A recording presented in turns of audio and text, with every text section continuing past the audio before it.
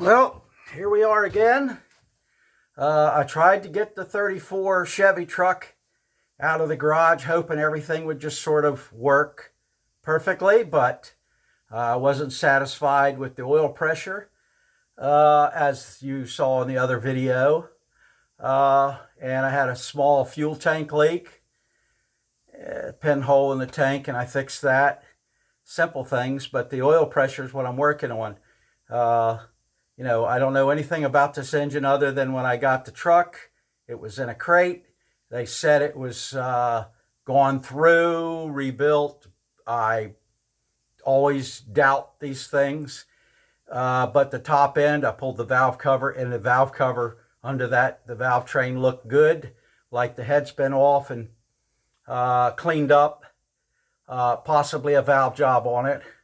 But other than that, I just sort of went with it. So we went ahead and started it up, and the oil pressure was like 10 pounds once you got it off an idle. And I guess that's okay for these old 6-cylinder Chevys, but I would prefer to get a little bit more. So I figured I'd tinker with it and see if there's anything I can do. So I have to figure out how the oil system works in this thing. It's not like a small block Chevy or anything like that with a pressure relief where you can cram some washers in behind it. So it's not like that. But let me look-see and let you see what I'm doing. All right. So I've got the pan off of it. As you can see, everything is sort of scattered. And I don't know if I can get a good shot of underneath. There you go. Pan's off of it. And it is not exactly rebuilt. It does look like the head's been off of it, and maybe they put a set of connecting rods or had the bearings redone in the connecting rods and put a new set of pistons in it. But they didn't take the block and spend a lot of time cleaning it because it's still got a lot of black goo on it here and there. So they didn't clean it very well.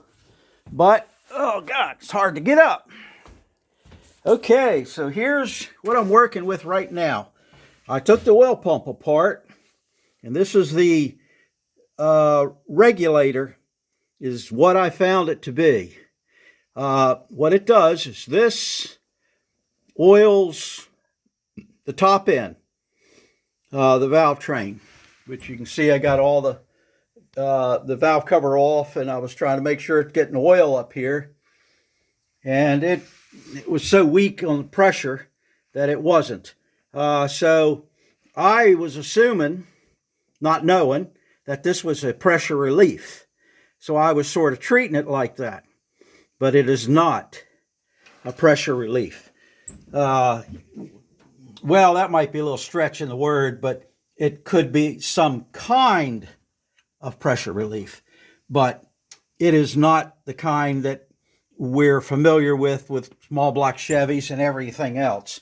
It's more of a bypass because it has an oil system, which is a splash setup that goes in the pan and splashes oil and dippers on the connecting rods.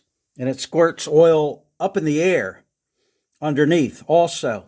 It's got little splashers. So one part of the oil goes in there, and then another section behind a spring and a little seal cup goes up here, and this goes to the rocker arms. Now, I've got this mess here is what I put on it because I wanted to run an oil filter on it. So this is going to a remote oil filter in the back of the truck. But I'm going to take that out of line and run it the way they had it, just stock and going straight up, because I don't think this thing can have very much oil pressure, and I don't know if it's got enough that would push through the oil filter, because it could just barely have 5 or 6 pounds. 10 at best. So we're going to see. Let me show you what I was fooling with over here, because I had two oil pumps. And this is the oil pump, an old oil pump that I had right here. And this is what is the exact same thing that's in the car, the truck. It ain't much. It's sort of hokey, and it's actually a vane type, because it takes these little guys here, and that's all in the oil pump. They go in there, and then it rotates, and this is all it is. Most of the time, a lot of oil pumps have gears or something of that nature, but this is just, I guess this is really old school, man. So you're not going to get a lot. I don't think you're going to get a tremendous amount of pressure out of this style pump. And of course, these pumps are right there at being worn out. This is the shaft that goes in the top of this. And of course, you can see how much wiggle there is, in this housing here. I don't know how critical it is. And then it's got a pin that goes in there all the way through here. And these are the pins that I pulled out of the two pumps. And you could see they're very bad. So this is the pin out of the pump in the truck. And I went and got a roll pin, a solid roll pin right here. And I drilled the shaft out, and I put this roll pin in. It's harder than the factory, because here's what I put in. This is a piece I cut off, and this is what I took out. So you can see the difference in size. So I'm hoping that'll work. Now, I did look at buying a new pump, but this pump is $300 and change. So for $300 and change, I'm going to work on the pump. I'm not going to do that, because I don't think I'm doing anything that could cause any grief, unless that pin breaks and I lose this. But if it was running with these pins in there, as bad as they are, and I don't know how long it's been running that way, then it'll probably be okay. But we'll see. I'll just have to watch it for a while. And this is the bypass, which is what I've been thinking was some kind of pressure relief. And what it has is a little spring-loaded cup. And what it does, get it to where it won't roll. Let me see. There you go. Okay, so what it does, the oil feeds, this is not a good pointer. The oil feeds right in through here. Right in through here. This is where the oil comes from the pump, goes in here, right here. And it also has another hole. Boy, that's a terrible pointer. Let me do something bigger. Okay, comes in here, feeds this area right here. And then it comes up here. There's a hole right above it. Yeah, there, maybe that's better. Right above this, like right in here. And this is where that copper tube is that I had the oil filter, right above where the pointer is. And it goes up to the top end. Now, it gets a little back pressure trying to feed all of this going up to the valve cover, because that's a very small line. So that gets enough oil up there. But what it does, it gets a little bit of pressure on there. And the pressure causes this check valve. Oh man, can't do it with one hand. Let me see. Okay, it causes it to push it open like that. And then on this side is where it oils the main bearings. There's a hole in here that oils the main bearings, and that's in that housing, because this is where this goes. This goes inside that housing. And let me show you exactly what I'm talking about, because I might be making people scratch their head, because I did scratch my head for a while. Okay.